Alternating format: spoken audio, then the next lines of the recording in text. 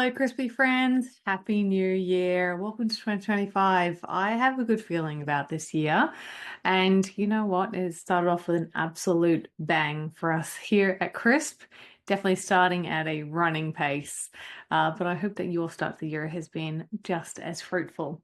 So, welcome to the very first edition of the Crisp Monthly for 2025. I'm so excited to be back. Now, if you haven't received this newsletter before, this is actually our monthly email where we share all sorts of marketing tips, news, and updates that you can go and take away into your business so you can level up your marketing. And of course, if you need any extra help, we are always here to be on your team. So let's just jump straight into it, shall we? We've got a little bit of marketing news for you. Let's start with Meta. So Meta, Zuckerberg has actually gone and he is getting rid of fact checking. This is something that came in during the COVID time when there's a lot of sort of false information going out about vaccines and treatments and all this sort of stuff. So fact checking was brought in to try and stop some of that work. So some of that weird information going around. It's also been used a lot in elections and other bits and pieces. So it's a strange decision that fact checking has been removed. A lot of people have said that it's been, quelling freedom of speech and questioning who are the fact checkers and whether it's actually accurate or not. So there's been a lot of chat around this decision by Meta to remove the fact checking. And you know what? It's actually not making Mark Zuckerberg look too favorable in a lot of people's eyes. He said that this action has been taken to restore free expression on the platforms, and people really are taking advantage of that. There are a huge number of hilarious memes coming out about Mark Zuckerberg, and there's no one there fact checking it to see whether they're accurate or not. So that's quite a funny outcome, but I do wonder what this is going to look like, and whether we're going to see the same issues crop up again now that this is gone.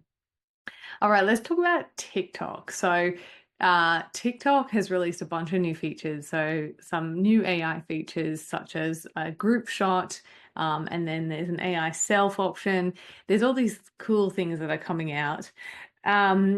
But TikTok is still hanging in the balance. So, as you know, is potentially going to be removed from the US market. That decision still hangs in the balance. So I'm really surprised that they are investing so much in these new features, unless they're trying to make people as addicted as possible or get as much information from people as possible before they get removed. So that's an interesting one. I haven't checked out these features yet, but if you do, let me know if you like them or not. All right, and then let's quickly chat about YouTube. So YouTube is really, really investing in the shorts recently. So shorts are the vertical style, real style videos that they're doing.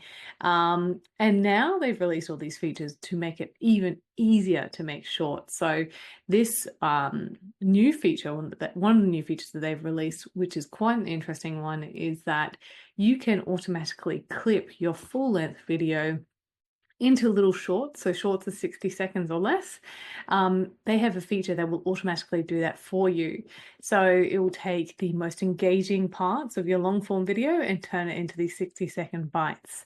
That's really interesting, but definitely the war over vertical video is well and truly raging. And who's going to win? Who's going to take out the market share? Is it going to be YouTube? Is it going to be TikTok? Is it going to be Meta? I don't know, but YouTube is really pulling out all the stops.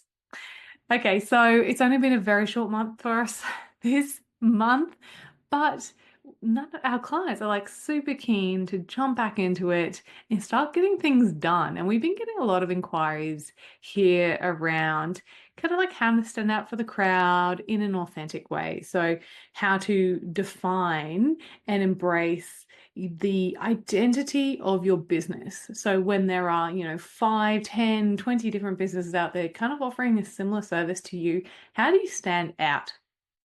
And how do you then communicate this to communicate what makes your business different and unique. So whenever people ask me this, I always think about you need to be really, really clear about who you are and what personality your business has. So, some businesses are very traditional and very serious, and that is completely fine. That's going to attract a certain type of client. Others are a bit more fun and like forward thinking and innovative, and that's going to attract a totally different client base.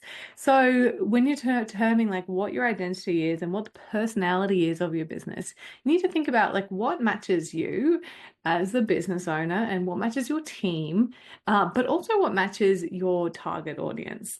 So if you are, say, working with an older demographic, perhaps something that's like really funky and bright and colorful, maybe that's not what they're after. Maybe it is. I'm not sure. You need to do the research into your own target audience. But generally, the older people get, the more conservative they are, and the less risks they want to take. So then they're going to seek out brands who are matching that in their mind. So that is a kind of an interesting thing to try and figure out what your brand personality is. It's got to be this combination of who you are and who is your target audience and what do they want. So when you are leading with that in an authentic way, your clients are going to start seeing you as the ideal fit for them. And so if you are struggling with this with your own business and you're just trying to grapple, what does that mean for you and how do you enact that in your own business? Good news, I've written a couple of articles about this and I'll share them below. But as you read through it, if you do have any extra questions, feel free to reach out. Always happy to answer them.